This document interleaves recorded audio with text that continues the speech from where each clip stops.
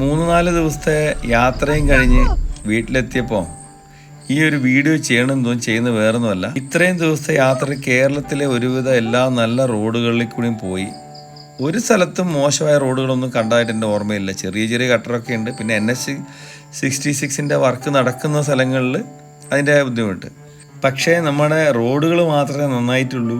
നമ്മുടെ ആളുകളുടെ മനോഭാവത്തിലൊരു മാറ്റവും വന്നിട്ടില്ലെന്നാണ് ഒരുപാട് അനുഭവങ്ങളിൽ നിന്ന് മനസ്സിലായത്. പല സ്ഥലത്തും അത്ഭുതകരമായിട്ടാണ് രക്ഷപ്പെട്ടു പോയത്. നമ്മൾ എത്ര നന്നായിട്ട് വണ്ടി ഓടിച്ചാലും എതിരെ വരുന്നതിന് ഒരു കോമൺ സെൻസ് ഇല്ലാതെ പാഞ്ഞു വരുന്നത്.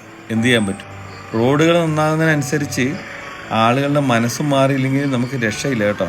ഇനി മറ്റൊരു വീഡിയോ നിങ്ങൾ കണ്ടു നോക്ക്.